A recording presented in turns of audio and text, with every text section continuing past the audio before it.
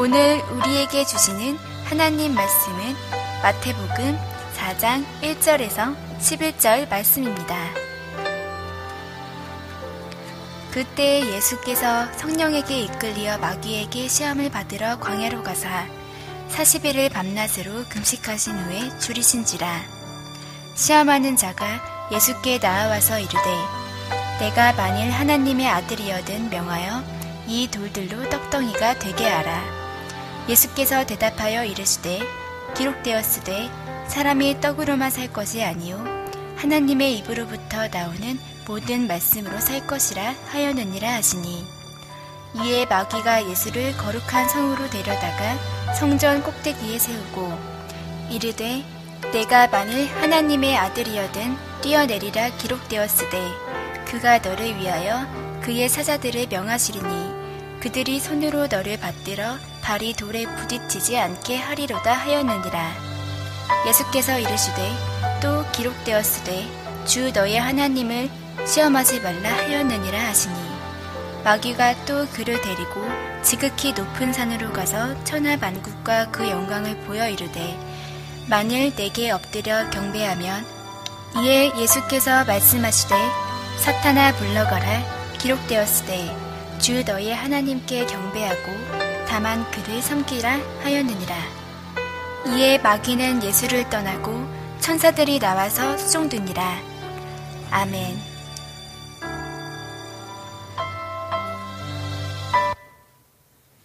할렐루야. 하나님께서 오늘도 말씀 가운데 우리와 함께 동행하시기를 축복합니다. 오늘은 사순절 첫 번째 주일입니다. 지난주 수요일, 제 수요일을 시작으로 해서 부활주일 전날까지 주일을 빼고 40일을 우리가 사순절이라고 이야기합니다. 혹시 매년 어김없이 올해도 올 것이 왔구나, 사순절이 또 왔구나 하면서 그저 그런 절기로 생각하시는 분들은 계시지 않을지 모르겠습니다. 원래 이 교회의 절기라는 것은 수천 년을 변함없이 반복되고 지속되면서 오늘까지 이른 것입니다. 주현절, 사순절, 부활절, 성령 강림절, 대강절, 성탄절, 이렇게 큰 줄기로 교회력을 반복하면서 예수님의 삶을 우리가 기억하고 예수님의 은혜를 기억하는 것이 바로 교회력의 의미입니다. 교회력을 단순히 구세대적인 진부한 전통이라고 생각하면서 형식적으로 아무 의미 없이 보내버리고 만다면 우리 신앙생활에 아주 중대한 큰 손실이라고 생각합니다.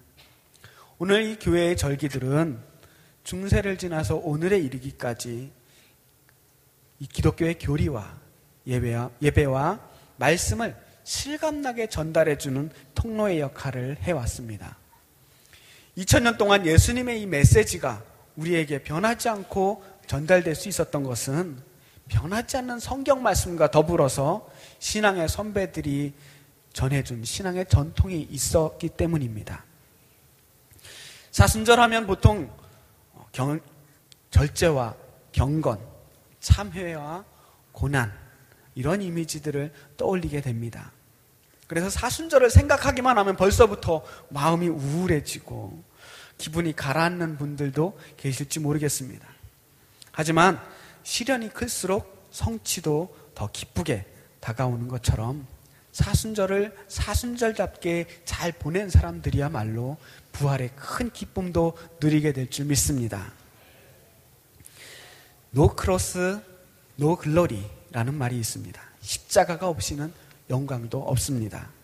앞으로 부활주일인 3월 31일까지 6주 동안 진심으로 사순절을 은혜롭게 이기며 승리하며 진정한 부활의 기쁨을 누릴 수 있기를 주님의 이름으로 축복합니다. 그런 의미에서 저는 오늘 사순절을 대하는 우리의 자세는 어떠해야 할지를 함께 생각해 보려고 합니다. 사순절은 아까 말씀드렸듯이 제2 수요일, 지난주 수요일이죠. 제2 수요일부터 부활절 전까지 주일을 빼고 40일 동안 지키는 절기입니다. 왜 사순절은 제2 수요일부터 시작할까요? 제의 수요일은 하루뿐이지만 그 제의 수요일에 대한 의미를 40일 동안 늘 마음에 새기면서 지내라는 의미가 아닐까 생각합니다. 제의 수요일이라는 것은 성회 수요일이라고도 이야기합니다. 거룩한 제의 수요일이라는 뜻입니다. 제가 거룩하다는 뜻이죠. 이 거룩한 제는 무엇일까요? 유대인들은 회개를 할 때 제를 뒤집어 쓰고 회개를 했습니다. 이방 민족의 침입으로 예루살렘 성전이 무너졌을 때 제를 뒤집어 쓰고 기도합니다. 나라가 멸망했을 때도 그들은 제를 뒤집어 쓰고 회개를 했습니다. 욥처럼 견딜 수 없는 불행을 겪었을 때도 제를 뒤집어 쓰고 하나님 앞에 회개합니다. 심지어 그들은 잿더미 위에 뒹굴기도 하고 그 제를 먹어가면서까지도 회개를 했다고 합니다. 죄는 무엇입니까? 다 타고 남은 찌꺼기입니다. 다 타버려서 더 이상 쓸모없어진 버려지는 것들입니다. 죄는 생명을 상실한 슬픔인 동시에 허무함을 상징합니다. 우리가 죄를 통해서 기도하는 것은 내가 하나님 앞에서 아무것도 아니다라는 사실을 고백하는 것입니다. 우리는 죄와 같이 쓸모없는 존재입니다 라고 고백하는 것입니다. 영국에서 장례식에 쓸 때 꼭 하는 말이 있습니다. Ash to ash, dust to dust. 죄는 죄로, 먼지는 먼지로 돌아간다라는 뜻입니다. 우리는 결국 한 줌의 죄로 돌아갈 운명들입니다. 그러나 우리는 그 죽음을 두려워하는 사람들이 아니라 오히려 날마다 우리를 스스로 죽이고 다시 태어나야 하는 사람들입니다. 사도 바울은 그래서 나는 날마다 죽노라 라고 말했습니다. 우리가 죽어야 다시 살 수 있습니다. 나의 욕망, 나의 성취, 나의 목표, 나의 성공, 이 모든 것들을 잠시 내려놓아야 합니다. 내 의지, 내 성질, 내 자랑, 내 고집을 죽여야 합니다. 그리고 지금 내가 어디로 가고 있는지를 다시 한번 바라봐야 합니다. 우리는 지금 제대로 살고 있습니까? 우리가 가고 있는 길이 과연 하나님이 기뻐하실 만한 길입니까?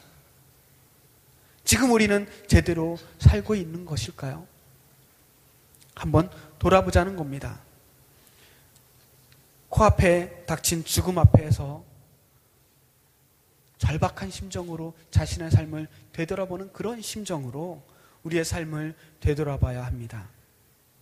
혹시 우리가 잘못된 길을 가고 있다면 회개하고 돌이키는 기간이 바로 사순절의 기간입니다. 그래서 사순절은 회개로 시작합니다. 제 수요일의 참회로 우리가 사순절을 시작하고 있는 것입니다. 그런데 왜 하필이면 40일일까요? 40일.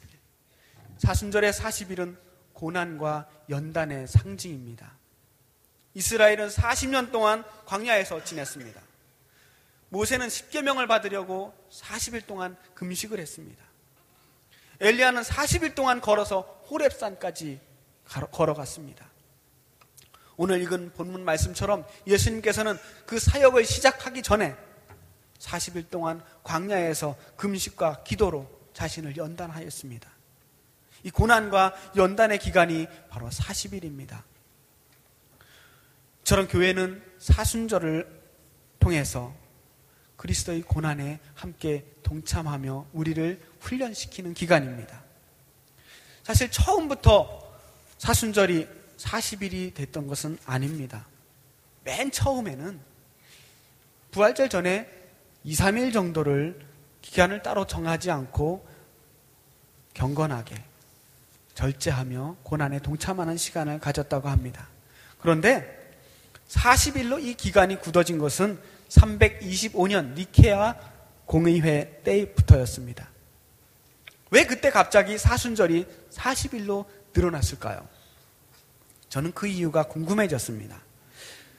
왜 사순절이 이렇게 길어져서 우리 성도들을 힘들게 하는 것일까? 그 이유를 곰곰이 생각해 보게 되었습니다. 니케아 공의회 전에 무슨 일이 있었던 것일까요? 역사를 살펴보니까 313년에 콘스탄티누스 황제가 기독교를 공인하는 사건이 있었습니다. 콘스탄티누스 황제가 기독교를 공식적으로 인정하면서 이제 더 이상 성도들이 신앙생활을 하면서 목숨을 걸지 않아도 되었습니다. 성도들의 신앙 환경이 완전히 180도 바뀌게 되었습니다. 그 전까지는 사순절을 굳이 지킬 필요가 없었습니다. 항상 사순절 같이 살았거든요. 초대교인들은 늘 박해받고 핍박받고 순교하는 일들이 비일비재했습니다. 예수를 믿는다는 것은 목숨을 버릴 각오를 하고 믿는 것이었습니다. 그래서 늘 진지하고 비장하게 예수님을 믿어왔습니다. 예수님을 따른다는 것은 우리도 예수님처럼 십자가를 지고 그 길을 따라간다는 것을 늘 삶 속에서 느낄 수가 있었던 것입니다. 하지만 기독교가 공인되고 나서 국교가 되고 나니까 신앙 환경이 달라졌습니다. 겉으로 보기에는 전도가 훨씬 더 잘 되는 것 같았습니다. 교회도 훨씬 더 화려해졌습니다. 국가에서 공인해 주니까 더 이상 성도들은 목숨을 걸 필요도 없었습니다. 몰래 숨어서 예배드리지 않아도 되었습니다. 제대로 된 성전에서 멋지게 예배 드릴 수 있었습니다. 더 나아가서 이제는 예수를 믿는다는 사실을 감출 필요도 없었습니다.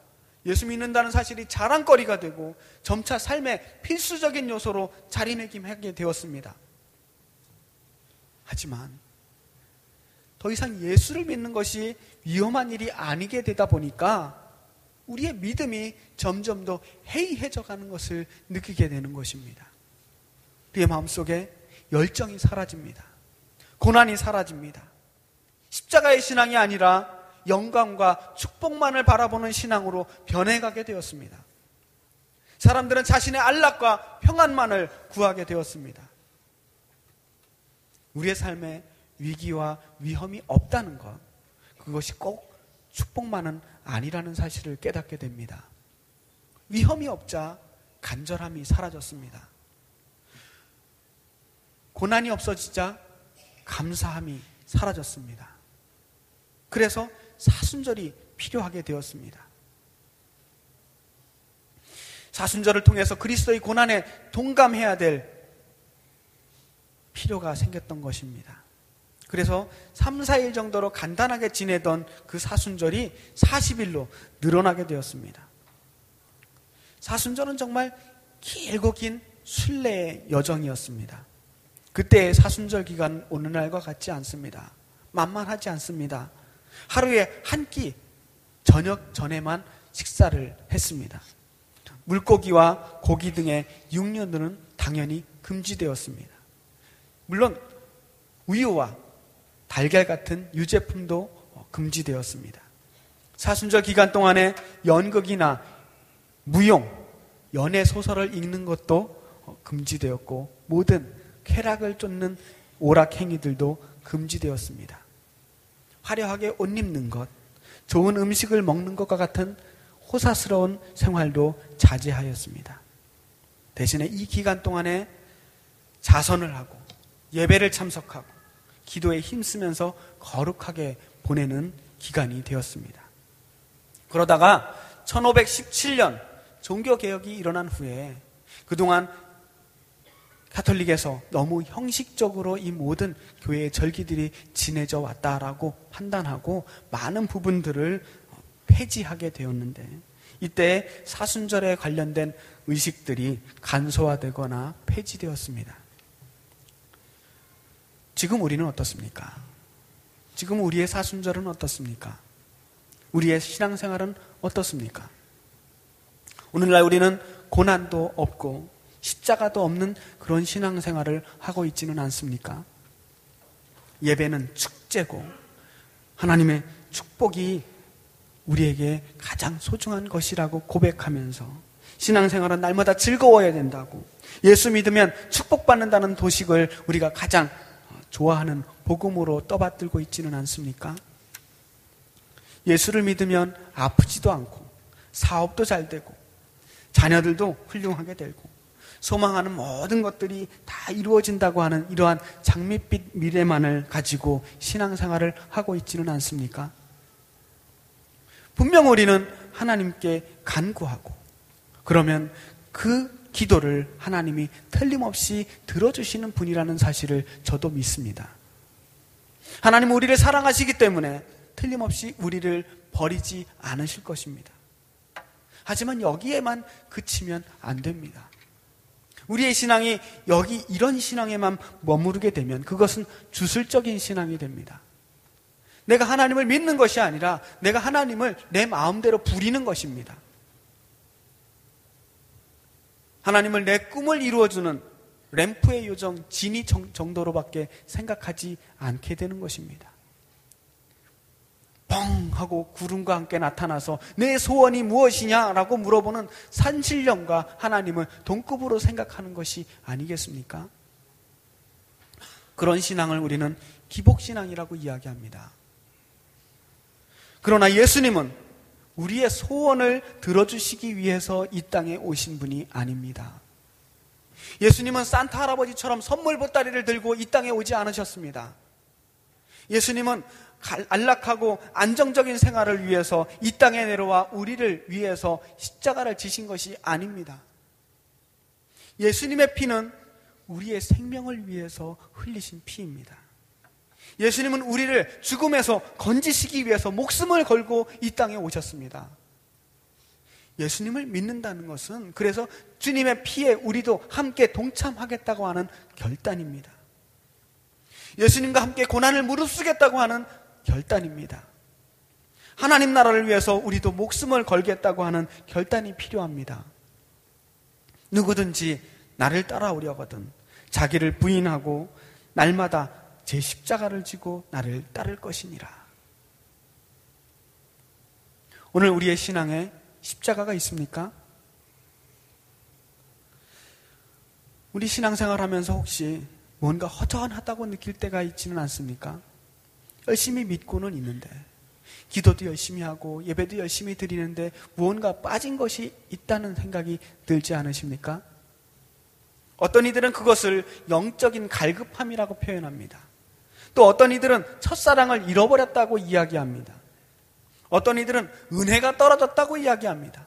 그래서 여기저기 은혜가 충만한 기도원을 찾아다니거나 훌륭한 목사님의 집회를 찾아다니기도 합니다. 그러나 그것은 바로 우리의 삶에서, 우리의 신앙생활에서 십자가를 잃어버렸기 때문에 생기는 허전한 마음이 아닐까 싶습니다. 십자가는 지지 않으면서 은혜만 바라는 우리의 영혼들이 그 허전함을 느끼게 되는 것입니다. 우리 기독교 신앙의 핵심은 십자가라고 우리는 고백합니다. 십자가의 보혈, 십자가의 사랑, 십자가의 구원, 십자가의 희생, 그것이 내 삶에 빠지게 되면 핵심을 잃어버린 것이 됩니다. 그래서 허전합니다. 아무리 열심히 믿어도 허전할 수밖에 없습니다. 기독교가 공인된 후에 갑자기 자유스러워지고 편안해진 신앙생활 속에서 우리 신앙의 선배들은 위기의식을 느끼게 되었습니다. 이대로 가면 안 되겠다. 이렇게 믿으면 안 되겠다. 그래서 그들은 사순절을 만들게 됩니다. 40일 동안 최선을 다해서 나의 스스로를 채찍질하며 자기의 십자가를 지기로 결단하는 것입니다. 안락하고 평화로운 이 가나안 땅에 살면서도 하나님의 사랑과 그 신뢰를 다시 한번 기억하며 채찍질을 하기 위해서 광야 생활과 출애굽의 그 사건을 날마다 묵상하며 떠올렸던 이스라엘 백성의 마음을 우리가 회복해야 합니다. 자신을 채찍질하는 마음으로 절제하고 자숙하는 기간이 되기를 바랍니다. 이번 사순절에는 특별한 절제의 목표를 세우시기 바랍니다. 십자가의 고난을 생각하면서 자신에게 아주 무거운 숙제를 내보시기 바랍니다. 할만하다 싶으면 그것은 부담이 되지 않는 것입니다. 십자가가 아닙니다. 힘들다고, 너무 힘들 것 같다고 생각하는 그 부담스러운 것을 한번 나에게 숙제 내주시기 바랍니다. 십자가의 고난을 생각하면서 한번 도전해 봅시다. 성경 통독을 하든지, 금식을 하시든지, 게임이나 오락을 끊든지, 홈쇼핑을 끊든지, 간식을 끊던지, 고기를 끊던지, 음주나 흡연을 끊으시던지, 드라마를 끊든지, 아예 TV를 끊어버리던지, 미디어 금식을 하던지, 인터넷을 끊든지, 자신만의 무거운 십자가를 준비해 보시기 바랍니다. 주님의 고난을 생각하면서 그 고난에 공감하면서 자신만의 광야로 나아가시기를 바랍니다. 죄 없으신 예수님은 우리를 위해서 십자가에 못 박히셨음을 우리가 기억해야 합니다. 그 중에서도 우리 사순절 기간에 우리 효성중앙교회에서는 공식적으로 의미 있는 2가지 행사를 하려고 합니다. 첫 번째는 사순절 묵상입니다. 이미 구입하신 분들이 많이 계실 텐데요. 더 이상은 구입할 수가 없습니다. 전부 다 사셨어요. 지난주 수요일부터 시작이 되었습니다. 하루하루 정해진 말씀을 읽고 묵상하는 사순절 묵상입니다. 구입하신 분들은 중간에 포기하지 마시고 끝까지 말씀으로 승리하시기를 바랍니다. 혹시나 묵상집이 없으니까 나는 묵상을 못하겠구나 라고 생각하시는 분들, 이번 사순절 기간 동안에 예수님의 삶을 묵상해 보시기 바랍니다. 특별히 사복음서를 정하셔서 사복음서에 나와 있는 예수님의 탄생부터 십자가와 부활 사건까지 우리가 함께 묵상하면서 예수님의 삶을 깊이 말씀으로 묵상하는 시간이 되기를 축복합니다. 두 번째는 4153 운동입니다. 아까 광고 시간에도 보셨듯이 이번 4153 운동은 글로벌 비전이라고 하는 단체와 선교단체와 함께 열고 있습니다. 사순절 기간 6주 동안 일주일에 한 번씩 금식하여서 5,000원씩 3만 원을 모금하는 프로젝트입니다. 최소한 일주일에 한 끼씩은 금식을 실천하시기 바랍니다. 최소한입니다. 더 하셔도 상관없습니다. 금식을 하면 참 유익이 많습니다. 금식을 하면 우선 배고픈 사람의 마음을 깊이 공감하게 됩니다. 그리고 배부르게 먹었던 것에 대해서 감사하는 마음이 생깁니다. 음식의 소중함을 깨닫게 됩니다. 금식을 통해서 그저 내 육신의 욕망과 소원을 구하는 것이 아니라 그리스도의 40일간의 그 금식을 떠올리면서 하나님이 왜 나를 이토록 사랑하셨는지, 왜 예수님은 인류 구원의 그 사역을 앞두시고 금식을 하셨는지 한번 떠올려 보시기 바랍니다. 예수님은 왜 오늘 이 본문 말씀처럼 그렇게 힘들게 40일간을 목숨을 걸어가며 금식하셨을까요? 예수님께서 스스로 그 극단적인 굶주림과 척박한 광야로 자신을 몰아가셨던 것은 혹시나 이 고난 중에 살아가는 우리 인간에 대해서, 그 어렵게 살아가는, 굶주리고 척박한 곳에서 살아가는 우리 사람들에 대해서 가슴 깊이 공감하기 위해서는 아니셨을까요? 사순절에 우리가 일주일에 한 끼니를 금식하더라도 그냥 한번 굶고 마는 행사로 그친다면 어쩌면 의미 없는 행사가 될 것입니다. 그 금식을 통해서 예수님의 고난을 떠올리고 또한 그 금식을 통해서 굶주린 우리의 이웃들과 공감할 수 있기를 바랍니다. 우리 주변에 굶주린 사람들이 있습니다. 우리 주변에 아직도 밥을 굶는 사람이 있느냐고 하실지 모르겠습니다. 우리나라는 이제 밥은 안 굶고 살지 않습니까? 라고 묻는 사람들도 있습니다. 2009년 기준으로 교육청에서 급식을 지원하는 결식 아동수가 69만 명이었습니다. 사회복지단체의 주장에 따르면 결식 아동 숫자가 우리나라에 100만 명에 육박한다고 합니다. 요즘 노인 문제가 심각하죠. 전체 노인 인구가 460만 명이라고 합니다. 그 중에 14%가 무위탁 노인이나 차상위 계층의 빈곤 노인이라고 합니다. 많은 어르신들이 굶고 계십니다. 그 외에도 수많은 홈리스 노숙자들이 있습니다. 빈곤 장애인들이 있습니다. 이들까지 합하면 우리 주변에 정말 어마어마하게 많은 수의 이웃들이 아직도 밥을 굶으며 굶주림과 가난 속에서 힘들게 살아가고 있습니다. 세계의 절반이 기아 상태에 있다고 합니다.